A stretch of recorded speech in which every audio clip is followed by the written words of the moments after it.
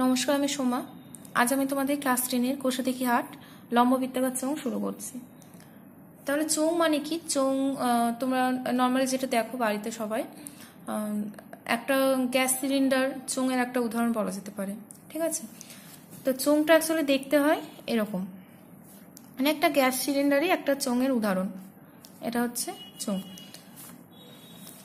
তাহলে একটা চোঙের গ্যাস সিলিন্ডারে দেখবে তোমার যে নিচের যে বেসটা থাকে সেটা কি একটা বৃত্ত হয়। ঠিক আছে, তাহলে চোঙের যেটা ভূমি সেটা কি বৃত্তাকার, একটা ভূমিটা এখানে একটা বৃত্তাকার থাকে, উপরে একটা বৃত্তাকার থাকে। তাহলে একটা বৃত্তের, যে কোনো বৃত্তের কি থাকে, কেন্দ্র থাকে আর একটা কি থাকে, ব্যাসার্ধ থাকে। তাহলে ধরলাম আমরা কেন্দ্রটা ও আর ব্যাসার্ধের মান ধরছি আর। ঠিক আছে, এই চোঙটার ব্যাসার্ধ ধরছি আর, এখান থেকেও সেম ব্যাসার্ধ কত আর। তাহলে এই যে দুটো কেন্দ্রের মধ্যে যে দূরত্বটা সেটাকে আমরা কি বলবো, উচ্চতা, মানে চোঙটার উচ্চতা। তাহলে উচ্চতা আমরা কি ধরে থাকি, নর্মালি এইচ ধরে থাকি, হাইট ফর এইচ ধরে থাকি। ঠিক আছে, তো তোমাদের এখানে যেটা বলার যে চোঙ যখনই বলবে তোমরা সেটা লম্ব বৃত্তাকার চোঙই ধরে নেবে। মানে এখন যেটা তোমাদের আছে, চোঙ মানে লম্ব বৃত্তাকার চোঙকে বোঝায়। তাহলে আমরা ধরছি, তাহলে দেখলাম কি যে একটা চোঙের ভূমি যেটা, সেটা ভূমিটা কি টাইপের হয়, বৃত্তাকার হয়, যার ব্যাসার্ধ হচ্ছে আর। বা যদি এইসব এখন যদি এরকম টাইপের বলে যে একটি চোঙের ব্যাসার্ধ আর, চোঙের ব্যাসার্ধ মানে কি চোঙের যে ভূমি আছে তার ব্যাসার্ধ। বা যদি বলে যে একটি চোঙের ভূমির ব্যাসার্ধ আর, তাহলে এই যে এটাকে বোঝাচ্ছে। আর চোঙের উচ্চতা মানে এটাকে বোঝায়। আচ্ছা, এবার আমি ফর্মুলাতে আসছি। পার্শ্বতল মানে কি বোঝায়, সাইডগুলোকে। ঠিক আছে, গ্যাস সিলিন্ডারের যে গাটা আছে তাকে পার্শ্বতল বোঝায়। তাহলে পার্শ্বতল মানে বক্রতলকে বোঝায়। তাহলে চোঙের বক্রতলের ক্ষেত্রফল, বক্রতল মানে পার্শ্বতলে বলে, আমি লিখছি না। বক্রতলের ক্ষেত্রফলের ফর্মুলা হচ্ছে 2π আর এইচ। আচ্ছা, এবার হচ্ছে চোঙের সমগ্রতলের ক্ষেত্রফল। সমগ্রতলের ক্ষেত্রফল, সমগ্রতল মানে কি বোঝায়, মানে সবগুলো তল, যত তল আছে সবগুলো। তো পার্শ্বতল তো আছেই, তার সাথে কোন দুটো অ্যাড হচ্ছে, এই দুটো তল। তাহলে এগুলো কি বৃত্তাকার। তো তাহলে একটা বৃত্তের ক্ষেত্রফলের ফর্মুলা কি, পাই আর স্কোয়ার। তাহলে কটা বৃত্ত আছে, টোটাল দুটো, তাহলে কত হচ্ছে 2π আর স্কোয়ার। মানে বক্রতলের সঙ্গে 2π আর স্কোয়ার অ্যাড হয়ে যাচ্ছে আমাদের। ঠিক আছে, তো ফর্মুলাটা তোমাদের যেটা বই লেখা আছে এভাবে, 2π আর কমন নিয়েছে এখানে, এইচ প্লাস আর। সমগ্রতলের ক্ষেত্রফল জিজ্ঞাসা করলে এটা লিখতে পারো, বা যদি মনে হয় যে ফর্মুলা মুখস্থ করবো না আমি, তাহলে বক্রতলের ফর্মুলাটা মুখস্থ রাখলেই বাকিটা করে নেওয়া যায়, এভাবে বের করে নিই। এরপরে হচ্ছে চোঙের আয়তন। চোঙের আয়তনের ফর্মুলা পাই আর স্কোয়ার এইচ। ঠিক আছে, আজকে আমরা যতটা অঙ্ক করব তার মধ্যে এই তিনটে ফর্মুলা দিয়ে হয়ে যায়। নেক্সট প্রচুর ফর্মুলা আছে, যেমন ধরো চোঙটা যদি ফাঁপা হয়, চোঙ ফাঁপা মানে ফাঁপা চোঙের উদাহরণ হচ্ছে বাঁশ বলা যায়। ঠিক আছে, বাঁশের দেখবে ভিতরটা ফাঁপা। তো ফাঁপা চোঙের আয়তন, সমগ্রতলের ক্ষেত্রফল, তারপর হচ্ছে বক্রতলের ক্ষেত্রফলের ফর্মুলা আছে। তারপরে বলেছে যে এক মুখ খোলা চোঙ থাকবে, দুই মুখ খোলা চোঙ থাকবে। তো যখন যেটা লাগবে আমি ফর্মুলা তখন সেটা বুঝিয়ে দেবো, একবারে বোঝালে পুরো গুলিয়ে যাবে। তো আজকে আমাদের এইটুকু ফর্মুলা দিয়েই হবে। তাও আমি 3 নম্বর অঙ্কটা শুরু করছি। 3 নম্বর অঙ্কটা দেখো, যেটা বলেছে যে হচ্ছে 1-2 দরকার নেই করা। 3 নম্বরটা বলেছে যে স্টিলের পাতলা চাদর দিয়ে ঢাকনা সমেত একটি ড্রামের ব্যাস বলে দিয়েছে 28 সেন্টিমিটার। দেখো পরিমিতির অঙ্কে যখনই আমাদের ব্যাস বলে দেবে, দেখো ব্যাস দিয়ে কিন্তু আমরা ফর্মুলা পাই না। ঠিক আছে, ব্যাস বলে দেওয়া মানে আগে আমাদের ফার্স্ট কাজ সেটাকে ব্যাসার্ধ বানিয়ে নেওয়া। তার থেকেও আগে যেটা কাজ, পুরো অঙ্কটা পড়ে নেওয়ার পর দেখে নেওয়া যে পুরো অঙ্কটাতে আমাদের একক সেম আছে কিনা। তাহলে একটা একক দিয়েছে বর্গ সেম, একটা একক দিয়েছে সেন্টিমিটার, পরেরটা দিয়েছে মিটার। তাহলে তোমার যেটা সুবিধা হবে বা অঙ্ক দেখে যেটা সুবিধা মনে হবে সেই সুবিধা মতো আমাদের এককটাকে চেঞ্জ করতে হয়, ফার্স্ট কাজ এটা। তারপরে দেখা যে সেখানে ব্যাস বলে কিছু বলেছে কিনা। যদি ব্যাস বলে দেয় তাহলে সেখান থেকে আমার কি তৈরি করা, ব্যাসার্ধ তৈরি করা। তাহলে দেখো ফার্স্টে আমাদের এখানে বলে দিয়েছে ব্যাস। তাহলে বলছে ড্রামটি তৈরি করতে এত বর্গমিটার চাদর লাগে। তাহলে ড্রামের উচ্চতা কত। তারা আমাদের বইয়ের মধ্যে বলে দিয়েছে ঢাকনা সমেত। ঢাকনা সমেত মানে কি, এইটা তো আছে, তার উপর থেকে নিচটা তো থাকবে, তার উপরে একটা ঢাকনা থাকবে। ঠিক আছে, তাহলে ঢাকনা সমেত মানে টোটালটাকে বোঝাচ্ছে, মানে এই যে এই চিত্রটা পুরোটা। তাহলে এই চিত্র যদি পুরোটা হয় তাহলে তার কি বের করতে হবে, সমগ্রতল। যেহেতু আমি বানাচ্ছি পুরোটা, তার মানে কি সমগ্রতল। তাহলে ফর্মুলা কি তখন এটা। তো তার আগে আমাদের করে নিতে হবে যে ড্রামের ব্যাস ইকুয়াল টু বলেছে 28 সেমি, অতএব ড্রামের ব্যাসার্ধ, আমি ব্র্যাকেটে আর লিখে দিচ্ছি, আর মানে ব্যাসার্ধ ইকুয়াল টু 28/2 মানে 14 সেমি। আর বলেছে ড্রামটির উচ্চতা কত, তাহলে ধরে নিচ্ছি, ধরি ড্রামের উচ্চতা ইকুয়াল টু এইচ। তাহলে কি বের করতে হবে আমাদের? ড্রামের সমগ্র তলের ক্ষেত্রফল। অতএব ড্রামের সমগ্র তলের ক্ষেত্রফল ইকুয়াল টু, ফর্মুলা কি? 2πr ইন্টু এইচ প্লাস আর। ফর্মুলা অঙ্ক করতে করতে মুখস্থ হয়ে যাবে, বাট তোমরা মুখস্থ করবে একটু। তাহলে 2π, আর মানে কি? আর মানে হচ্ছে 14, আর এখানে এইচ প্লাস আর মানে 14, এত কি বর্গ সেমি। এই এককগুলো লিখতেই হবে।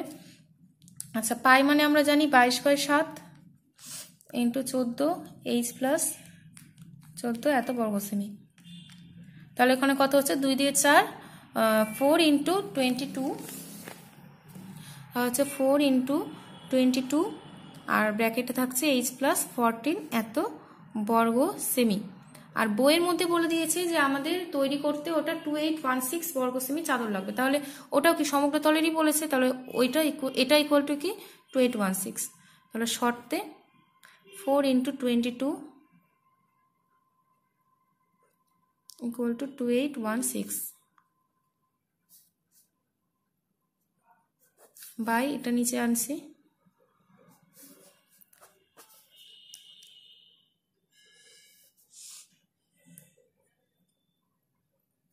আচ্ছা 11 দিয়ে করলে 66,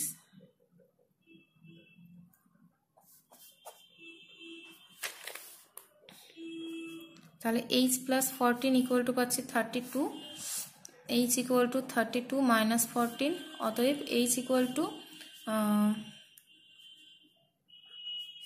তাহলে এইচ ইকুয়াল টু কত পেলাম? 18। এইচ মানে ধরেছিলাম উচ্চতা, অতএব ড্রামের উচ্চতা ইকুয়াল টু 18 সেমি। এটাই উত্তর। এবার 4 নম্বরটা দেখো, বলেছে একটি ঘরের বারান্দায় 5.6 ডেসিমিটার ব্যাসের, আবার ব্যাস বলে দিয়েছে, এবং 2.8 মিটার, দেখো ডেসিমিটার মিটার, তো লম্বা দুটি লম্ববৃত্তাকার পিলার ঢালাই করতে কত ঘন ডেসিমিটার মশলা লাগবে?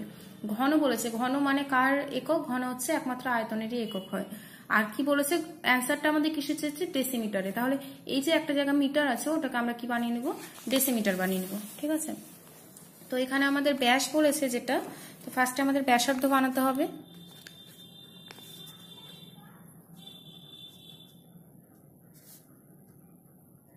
পিলারের ব্যাস বলে দিয়েছে 5.6 ডেসিমিটার, আর তাহলে পিলারের ব্যাসার্ধ যেটাকে আর ধরে নিচ্ছি, তাহলে কত হবে? 5.6/2 না 28×56 এত ডেসিমিটার।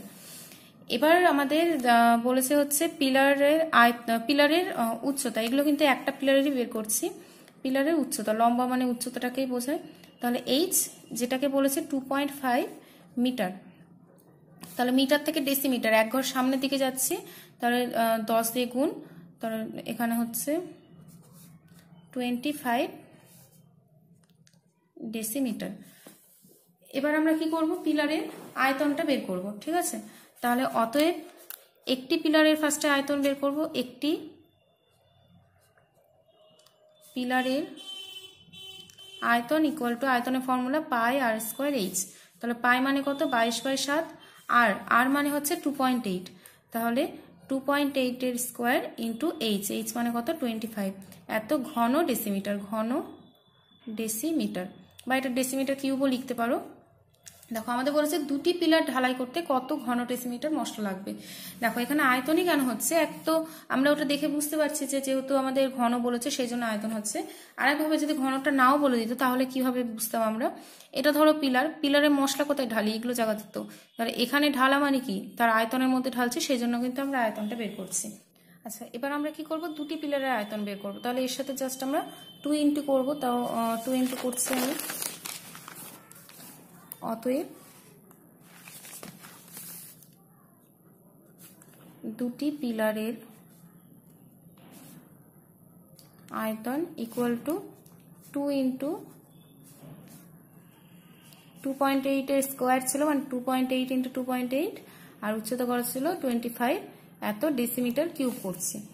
তাহলে এখান থেকে দুটো উঠে 100 হচ্ছে, 4 25 100, 4 7 28, আর তাহলে এখানে হয় 44 ইন্টু 28, তাহলে ইন্টু করলে হবে 1232 এত ঘন ডেসিমিটার। তাহলে আমাদের অ্যান্সার চেয়েছিল যে পিলার দুটি ঢালাই করতে কত ঘন ডেসিমিটার মশলা লাগবে। অতএব পিলার দুটি ঢালাই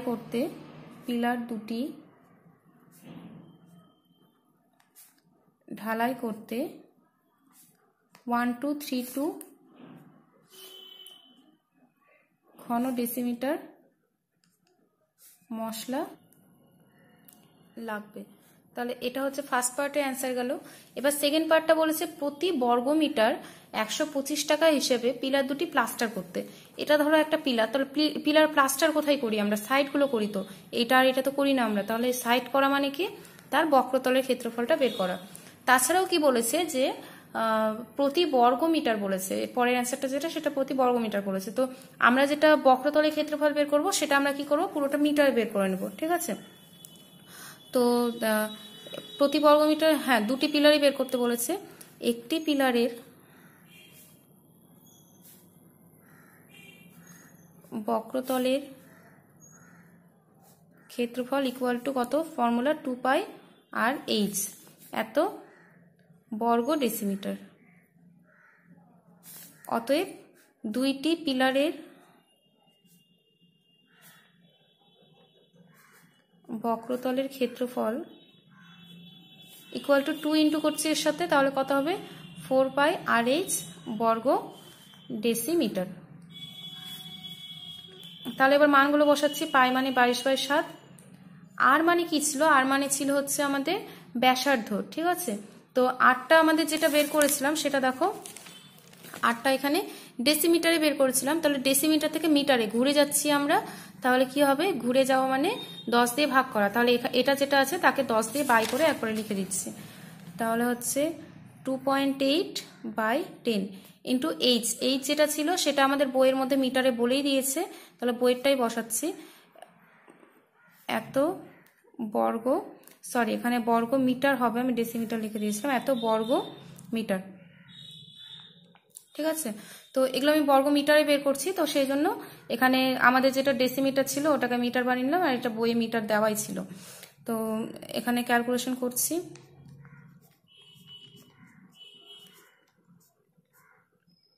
এটা ছিল পয়েন্ট উঠাচ্ছি 10, এখান থেকে একটা উঠাচ্ছি 10, তাহলে 4 25 100, 4 4 কাটছে, 4 7 28, 2 2 4 5, মানে আমাদের থাকছে হচ্ছে 22 44/5 এত বর্গ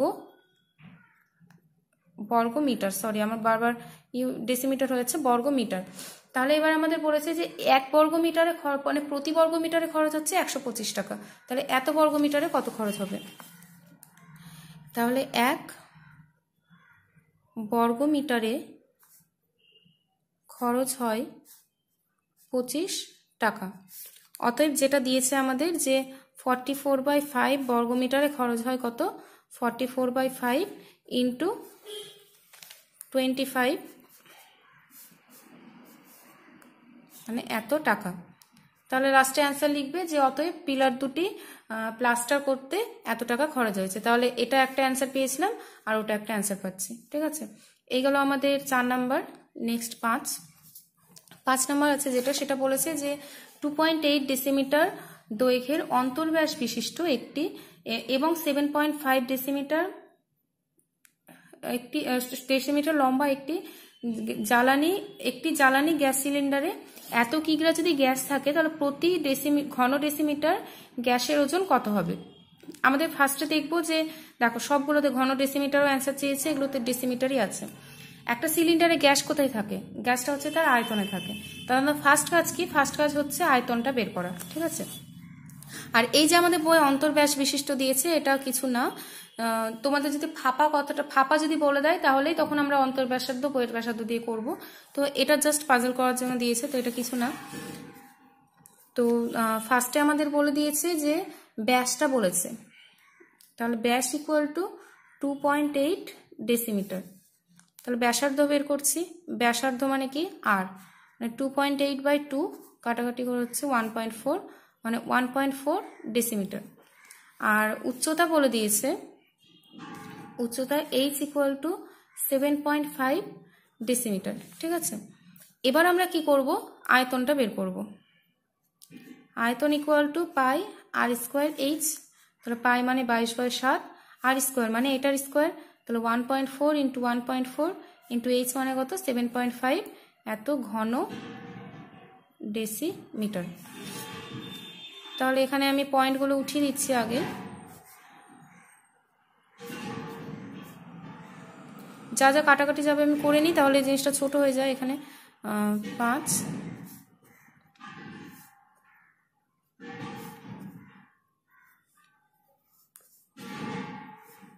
তাহলে উপরে আমাদের পড়ে থাকছে 22 ইন্টু 7 ইন্টু 3 বাই নিচে থাকছে হচ্ছে 10। আর একটু যেহেতু কাটাকাটি থাক আমি পরে করবো এটা, এত ঘন ডেসিমিটার।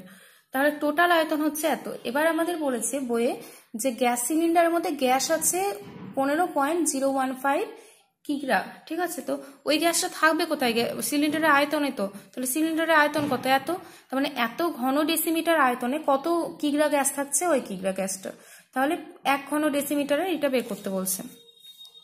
তাহলে এখানে লিখবো আমরা যে 22 ইন্টু 7 ইন্টু 3/10 ঘন ডেসিমিটার গ্যাসের ওজন আমাদের বলে দিয়েছে 15.015 কিগ্রা। তাহলে 1 ঘন ডেসিমিটারটা বের করতে বলছে, তাহলে 1 ঘন ডেসিমিটার কি হবে 15.015 বাই এটা বাই 22 ইন্টু 7 ইন্টু 3/10 এত কিগ্রা। তাহলে 15.015 ইন্টু 10 বাই,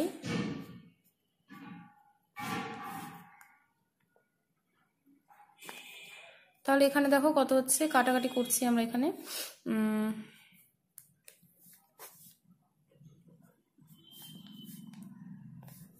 তাহলে এবার 11 দিয়ে কাটছি, এটা 11 দিয়ে করলে হয় 455।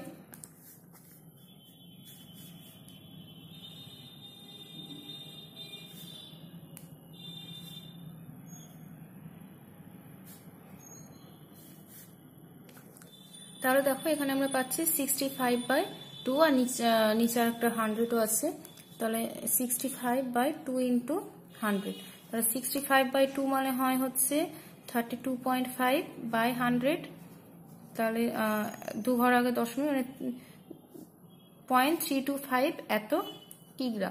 ঠিক আছে, তো আমরা তো নর্মালি বলি না যে 0.325 বা এরকম টাইপ হিসাব, তো বই যেটা দিয়েছে যে এটাকে গ্রামে করে দিয়েছে, তো গ্রামে করলে কি হয় 1000 দিয়ে গুণ করতে হয়,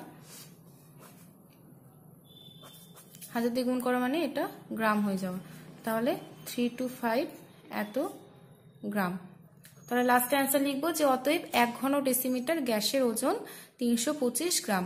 তোমরা এটা লিখলেও নাম্বারটা কাটবে না, বাট যেহেতু এভাবে বলি না আমরা সেজন্য এটাকে গ্রামে প্রকাশ করে নিচ্ছি যে অতএব 1 ঘন ডেসিমিটার গ্যাসের ওজন 325 গ্রাম।